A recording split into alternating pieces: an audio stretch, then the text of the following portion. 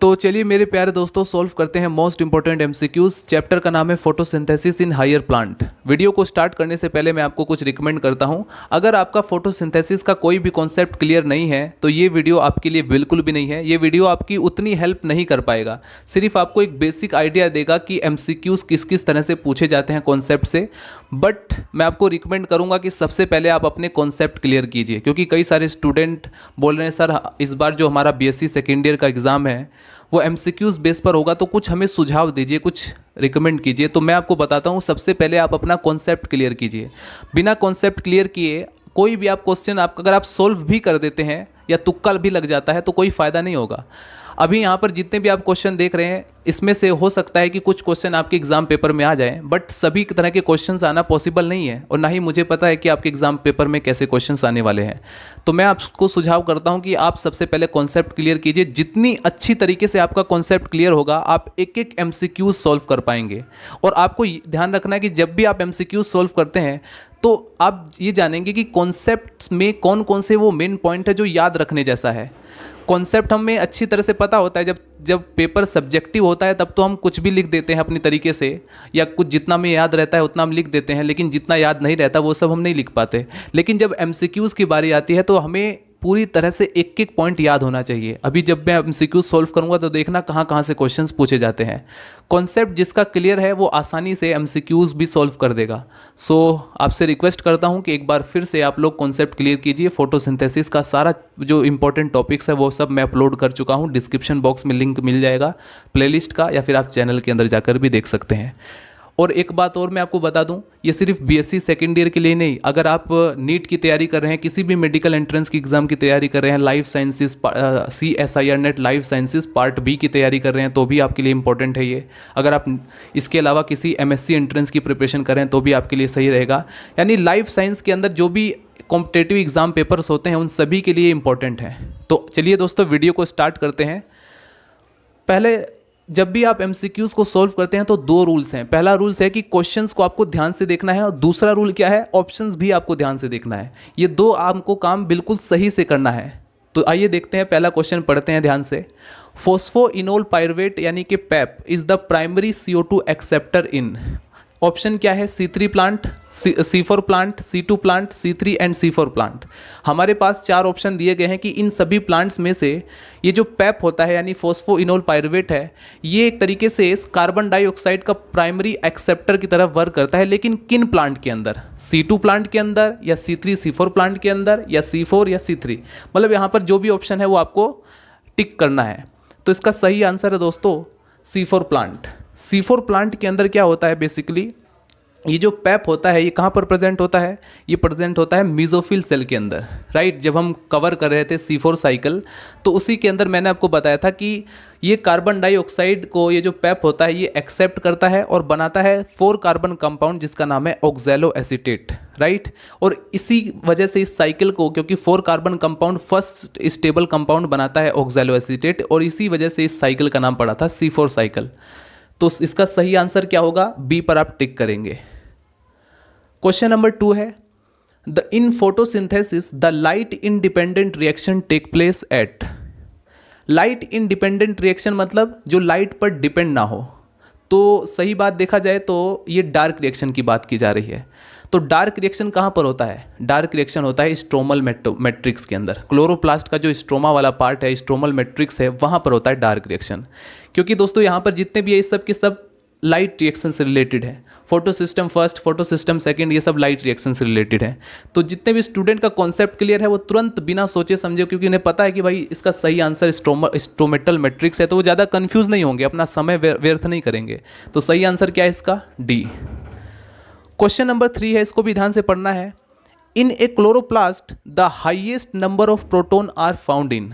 Chloroplast के अंदर highest number में जो प्रोटॉन्स हैं, जो प्रोटॉन की कंसंट्रेशन है वो कहाँ पर होती है।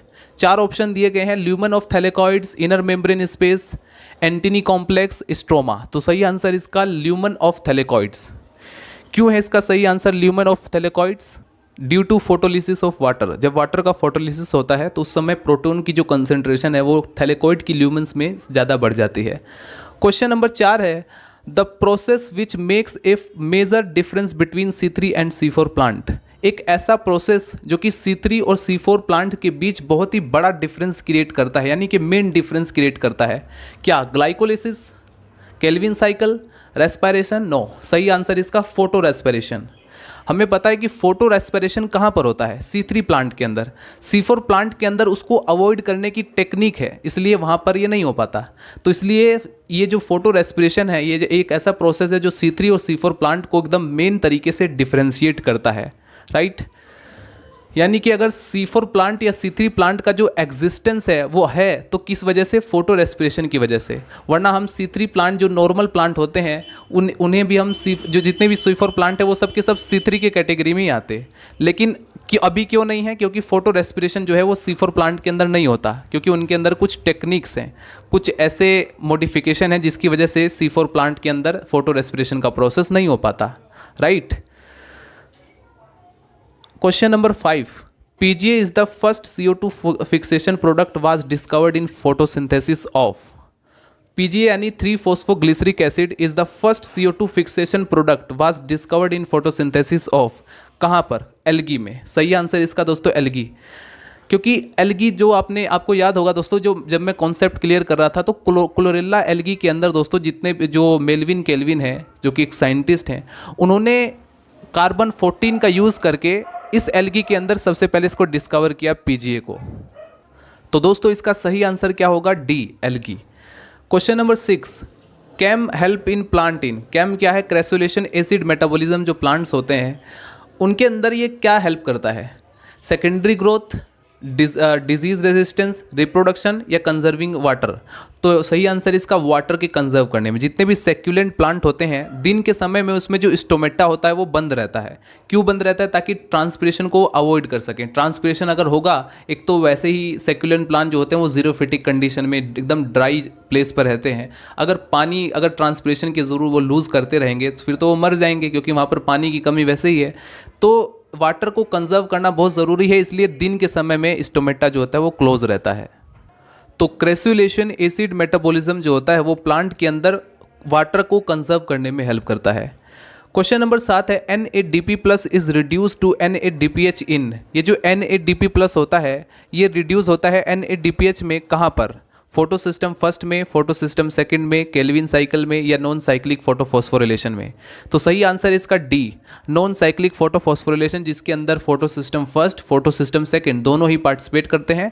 और जब वाटर का फोटोलिसिस होता है दोस्तों, उस समय H+ यानी प्रोटॉन भी रिलीज होता है, इलेक्ट्रॉन भी रिलीज होता है, जिसको ये एक्सेप्ट करेगा NADP+ और रिड्यूस होकर बना लेता है NADPH। तो सही आंसर क्या होगा दोस्तों इसका? D, non cyclic photophosphorylation. अब उसके बाद है क्वेश्चन नंबर 8। क्वेश्चन नंबर 8 बहुत ही इजी क्वेश्चन है। Carbon dioxide join the photosynthetic pathway इन। ये जो कार्बन डाइऑक्साइड होता है ये जॉइन होता है फोटोसिंथेसिस के किस पाथवे के अंदर? फोटो सिस्टम फर्स्ट, सेकेंड या लाइट रिएक्शन। तो सही आंसर इसका डार्क रिएक्शन।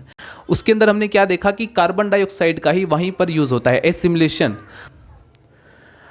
क्वेश्चन नंबर 9 है the size of chlorophyll molecule is. इस तरह के क्वेश्चंस एग्जाम पेपर में बहुत ज़्यादा आते हैं और स्टूडेंट कंफ्यूज हो जाते हैं। तो क्लोरोफिल मॉलिक्यूल का जो साइज है वो क्या है? तो सही आंसर इसका सी। हेड इसका जो होता है 15x15 एंगस्ट्रॉम, टेल इसका जो होता है वो 20 एंगस्ट्रॉम। दोस्तों क्लोरोफिल की स्ट्रक्चर को तो मैंने अभी कॉन्सेप्ट के अंदर क्लियर नहीं किया है, बट क्लोरोफिल के मेजरली 2 पार्ट्स होते हैं, ठीक है। पहला जो होता है वो पोरफायरिन होता है, पोरफायरिन रिंग जिसे हम हेड बोलते हैं उसका, और उसका जो हेड होता है वो 15x15 एंगस्ट्रॉम का होता है। और वहीं पर अगर हम देखें दूसरा जो पार्ट है वो है फाइटोल, जिसे हम उसी के टेल के नाम से जानते हैं, जो कि 20 एंगस्ट्रॉम का होता है। तो सही आंसर इसका क्या होगा? सी, राइट। तो ये सारे जितने भी क्वेश्चंस हैं आप चाहें तो इसका स्क्रीनशॉट ले सकते हैं और आप इसको अच्छे से प्रिपेयर कर सकते हैं। इसको आप फटाफट नोट डाउन कीजिए। तो चलिए दोस्तों अब रीड करते हैं क्वेश्चन नंबर 10। क्वेश्चन नंबर 10 में पूछा गया है Kranz anatomy is typical of. सही आंसर क्या है इसका?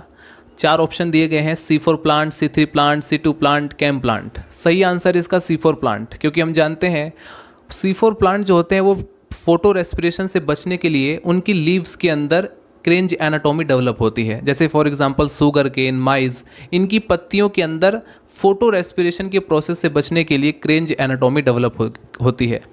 क्वेश्चन नंबर 11 है which technique has help in the investigation of Calvin cycle. कौन सी ऐसी टेक्निक है जो केल्विन साइकिल के इन्वेस्टिगेशन में यूज़ होती है। तो यहाँ पर 4 ऑप्शन है, x-ray crystallography, x-ray technique, radio active isotope technique and intermittent light. सही आंसर इसका C, radio active isotope technique. हमें पता है भाई ये जो मेलविन केल्विन साइंटिस्ट हैं, इन्होंने कार्बन 14 का यूज़ किया था और इसके लिए इस साइकिल को डिस्कवर करने के लिए इन्हें नोबेल प्राइज़ दिया गया था 1961 में। सही आंसर इन्होंने यूज़ किया था रेडियो एक्टिव आइसोटोप टेक्निक, जिसके अंदर कार्बन 14 का इन्होंने यूटिलाइज़ किया था। क्वेश्चन नंबर 12 है ferredoxin is constituent of. Option है photo system first, photosystem second, hill reaction and photo system, या फिर P680। सही आंसर इसका फोटो सिस्टम फर्स्ट। दोस्तों ये जो फेरेडॉक्सिन होता है एक सोल्यूबल प्रोटीन है, ये एक तरीके से इलेक्ट्रॉन कैरियर की तरह वर्क करता है और ये फोटो सिस्टम फर्स्ट का कॉन्स्टिट्यूएंट है, राइट। तो सही आंसर ए है। उसके बाद है question number 13, question number 13, dark reaction of photosynthesis occur in. Photosynthesis का जो डार्क रिएक्शन है वो कहाँ पर होता है। तो इससे पहले भी एक क्वेश्चन आया था, बट यहाँ पर देखो ऑप्शन आपके पास सामने डिफरेंट होगा। जरा इसको ध्यान से सभी ऑप्शंस को पढ़ो और डिसीजन लो, खुद से एक बार ट्राई करके देखो, उसके बाद मैं आपको बताता हूँ। देखिए ऑप्शन नंबर ए है granal thylakoid membrane, option number B है stomatal lamellae membrane, option number C है, यहाँ पर आपको इसको सी कर लेंगे, ये गलती से भी हो गया, स्ट्रोमा आउटसाइड फोटोसिंथेटिक लैमली, और ऑप्शन डी है पेरीप्लास्टिडियल स्पेस। तो सही आंसर क्या है इसका सी, स्ट्रोमा आउटसाइड फोटोसिंथेटिक लैमली। हमें पता है कि डार्क रिएक्शन बेसिकली कहाँ पर होता है, क्लोरोप्लास्ट का जो स्ट्रोमा है, जो मैट्रिक्स वाला पार्ट है, वहाँ पर होता है डार्क रिएक्शन, ठीक है। तो हम कह सकते हैं दोस्तों directly stroma outside photosynthetic lamellae कहाँ पर होगा, outside the photosynthetic lamellae of chloroplast, right. तो सही आंसर क्या होगा इसका सी। क्वेश्चन नंबर है 14, क्वेश्चन नंबर 14 में पूछा गया है photosynthetic pigment found in chloroplast occur in. ये जो फोटोसिंथेटिक पिगमेंट होते हैं ये क्लोरोप्लास्ट के अंदर कहाँ पर पाए जाते हैं, थैलेकॉइड मेम्ब्रेन में, प्लास्टोग्लोब्यूल्स में, मैट्रिक्स में, या क्लोरोप्लास्ट एनवलप में। तो जितने भी लोगों ने मेरा कंसेप्ट पढ़ा है, ये वीडियोस देखा है फोटोसिंथेसिस का, वो टिक लगाएंगे ए, क्योंकि मैंने वहाँ पर बताया है कि थैलेकॉइड मेम्ब्रेन के अंदर फोटोसिंथेटिक पिगमेंट पाए जाते हैं। क्वेश्चन नंबर 15 है विच पेयर इज़ रॉन्ग। इस तरह से भी क्वेश्चन देखो बनाए जा सकते हैं। इसमें पूछा गया है कि कौन सा ऐसा पेयर है इन चारों में से जो कि रॉन्ग है, यानी कि 3 पेयर ऐसे हैं जो बिल्कुल राइट हैं। हमें एक ऐसे पेयर को खोजना होगा, फाइंड आउट करना होगा जो बिल्कुल रॉन्ग है। तो पहला पेयर ही गलत है दोस्तों, C3 प्लांट माइस से, क्योंकि माइस जो है इसके अंदर फोटो रेस्पिरेशन से बचने के लिए क्रेंज एनाटोमी डेवलप होती है, तो इसलिए ये C4 प्लांट की कैटेगरी में आएगा, ना कि C3 प्लांट के। तो पहला स्टेटमेंट यानी पहला ऑप्शन ए वही जो है इस पर टिक कर देंगे, क्योंकि यही जो है गलत है।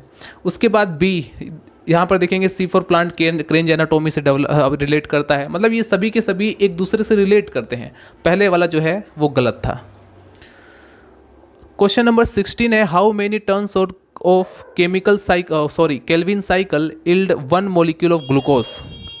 ग्लूकोज के एक मॉलिक्यूल बनाने में कितनी केल्विन साइकिल रन होती है, और ये बात मैं केल्विन साइकिल में बहुत अच्छे से मैंने आपको बताया था। तो देखते हैं कितने लोग सही आंसर देंगे, फटाफट इसका आंसर दीजिए। सही आंसर इसका दोस्तों 6। देखिए मैं आपको समझाता हूँ। ये जो कार्बन डाइऑक्साइड होता है, ये जब स्टार्टिंग होगी केल्विन साइकिल की, तो कार्बन डाइऑक्साइड में कितने कार्बन है, 1 है, और ग्लूकोज में कितने कार्बन होते हैं, 6 कार्बन होते हैं। तो इसी तरीके से हमें 6 कार्बन वाला एक कंपाउंड बनाना है, तो जो कि ग्लूकोज है, ग्लूकोज का एक मॉलिक्यूल हमें बनाना है। तो क्या करना पड़ेगा, कम से कम 6 साइकिल केल्विन की रन करनी पड़ेगी, तब जाकर के ग्लूकोज का एक मॉलिक्यूल बनेगा। तो सही आंसर क्या होगा इसका सी, 6। क्वेश्चन नंबर 17 है which enzyme is most abundantly found in earth. ये मैंने आपको बताया था, और एक ही लेक्चर में नहीं, कई सारे लेक्चर्स में बताया था, क्योंकि मोस्ट इंपॉर्टेंट क्वेश्चन है। सही आंसर इसका रुबिस्को। रुबिस्को एक ऐसा एंजाइम है जो पूरे अर्थ पर, या ऐसा प्रोटीन है जो सबसे ज़्यादा पाया जाता है, ठीक है। क्वेश्चन नंबर 18 है which of the following absorb light energy for photosynthesis. इन चारों ऑप्शन में से कौन सा ऐसा है जो कि लाइट एनर्जी को एब्जॉर्ब करता है ड्यूरिंग फोटोसिंथेसिस के दौरान। सही आंसर इसका क्लोरोफिल। हम लोग 9th से पढ़ते आ रहे हैं, इवन 8th क्लास में भी पढ़ते हुए आ रहे हैं कि क्लोरोफिल एक ऐसा पिगमेंट है जो लाइट एनर्जी को एब्जॉर्ब करता है, राइट, उसे केमिकल एनर्जी में फिर चेंज किया जाता है। तो ये है दोस्तों, काफ़ी ज़्यादा आसान क्वेश्चन है इनमें से, और कुछ क्वेश्चन जो हमें हिला कर रख देते हैं उस तरह के क्वेश्चंस भी हैं, लेकिन यहाँ पर आपको बीएससी सेकेंड ईयर में काफ़ी ज़्यादा हार्ड क्वेश्चन नहीं दिया जाएगा। जितने भी स्टूडेंट ऐसा सोच रहे हैं कि एमसीक्यूज़ बहुत ज़्यादा हार्ड आएंगे, तो ऐसा नहीं है, बिकॉज आपको पता है कि भाई अभी तक सब्जेक्टिव पेपर दिया जा रहा था, तो इस बार ऑब्जेक्टिव दिया जाएगा, तो टीचर्स को भी पता है भाई हमें एकदम से हार्ड नहीं देना है। तो इसको फटाफट नोट कीजिए। तो चलिए फ्रेंड्स, वीडियो के लास्ट क्लिप में बचे हुए क्वेश्चंस को कवर करते हैं। क्वेश्चन नंबर 19 को पढ़ते हैं। Which element is located at the centre of porphyrin ring in chlorophyll. Chlorophyll की जो पोरफायरिन रिंग है उसमें कौन सा एलिमेंट प्रेजेंट रहता है? सही आंसर इसका सी, मैग्नीशियम। अगर हम बात करें दोस्तों हीमोग्लोबिन की, तो उसमें आयरन प्रेजेंट रहता है, और ये दोनों क्वेश्चंस एग्जाम पेपर में कई बार रिपीट हुए हैं, तो सही आंसर इसका क्या होगा? C. Question number 20, which one of the following is wrong in relation to photorespiration. Photorespiration के रिगार्डिंग 4 स्टेटमेंट दिए गए हैं, 4 ऑप्शन हैं, और इनमें से एक ऐसा है जो कि गलत है। तो बताइए कौन सा गलत है, इसमें से कौन सा आंसर सही होगा, आप इसको फाइंड आउट कीजिए।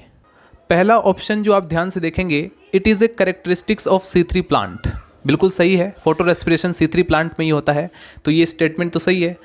दूसरा है इट अकर्स इन क्लोरोप्लास्ट, ये भी बात सही है। It occurs in day time only, बिल्कुल सही है। It is characteristics of C4 plant, ये बात गलत है, क्योंकि या तो C3 प्लांट में होता है या C4 प्लांट में होता, तो इस तरीके से भी आप अंदाज़ा लगा सकते थे, बट बिल्कुल सही है। जितने भी लोगों ने C4 प्लांट के बारे में पढ़ा है आखिर, और C3 और C4 प्लांट में डिफ्रेंशिएशन भी पढ़ा है, तो भी वो आंसर दे देंगे कि भाई ये जो स्टेटमेंट है वो गलत है, क्योंकि C4 प्लांट के अंदर एक ऐसी एनाटॉमी डेवलप होती है, एक ऐसा मॉडिफिकेशन होता है इनकी लीफ के अंदर, जिससे कि वो फोटो रेस्पिरेशन से बच सकें। तो this is not character of C4 plant, ठीक है, ये जो है C4 प्लांट का कैरेक्टर नहीं है। इसलिए आपको ध्यान रखना है कि डी आंसर जो है, जो ये वाला जो स्टेटमेंट है वो गलत हो जाएगा, तो इसी पर आपको टिक करना है, right. Question number 21, chlorophyll in chloroplast is located in. Chloroplast के अंदर जो क्लोरोफिल होता है वो कहाँ पर लोकेटेड है, कहाँ पर प्रेजेंट है? ऑप्शन ए आउटर मेम्ब्रेन में, इनर मेम्ब्रेन में, थैलेकॉइड में या स्ट्रोमा में। सही आंसर इसका दोस्तों थैलेकॉइड में प्रेजेंट होता है। अब हम पढ़ते हैं क्वेश्चन नंबर 22। क्वेश्चन नंबर 22 में पूछा गया है, इन C3 plant the first stable product of photosynthesis during dark reaction. Dark reaction के ड्यूरिंग फर्स्ट स्टेबल प्रोडक्ट जो C3 प्लांट के अंदर बनता है उसका नाम बताना है। सही आंसर इसका दोस्तों सी, 3-फॉस्फोग्लिसरिक एसिड। ये जो है फर्स्ट स्टेबल प्रोडक्ट बनता है, और इसी की वजह से ये C3 साइकिल नाम भी दिया गया है, ठीक है। Question number 23, which pigment system is inactivated in red drop. सही आंसर है दोस्तों photo system second. Question number 24 में पूछा गया है, NADPH इज जनरेटेड थ्रू। ये जो NADPH होता है ये किसके थ्रू जनरेट होता है? ऑप्शन है हमारे पास photosystem first, photosystem second, anaerobic respiration या ग्लाइकोलिसिस। तो सही आंसर इसका दोस्तों फोटो सिस्टम सेकेंड। जिस समय फोटोलिसिस होता है, तो फोटोलिसिस के ड्यूरिंग जब H+ या इलेक्ट्रॉन्स जब रिमूव होते हैं, जब रिलीज होते हैं, तब NADP+ जो होता है वो एक्सेप्ट करता है प्रोटॉन्स को और रिड्यूस जाता है NADPH में, राइट। लास्ट क्वेश्चन है 25, C4 cycle was discovered by. तो देखिए डिस्कवरी से रिलेटेड भी क्वेश्चंस MCQs के बेस पर पूछे जा सकते हैं। C4 साइकिल किसने डिस्कवर किया था? हैचस्लेक ने, इसीलिए इसे हम हैचस्लेक पाथवे के नाम से भी जानते हैं। तो आई होप दोस्तों ये क्वेश्चंस, ये जो MCQs की सीरीज़ है आपको बहुत पसंद आ रही होगी। अगर आप चाहते हैं कि इसी तरह से और भी वीडियोज़ अपलोड करें तो वीडियो को लाइक करें, चैनल को सब्सक्राइब कर दें, और कमेंट में जो भी अगर आपको कोई प्रॉब्लम हो तो आप पूछ सकते हैं। मिलते हैं नेक्स्ट वीडियो में, बाय बाय, टाटा।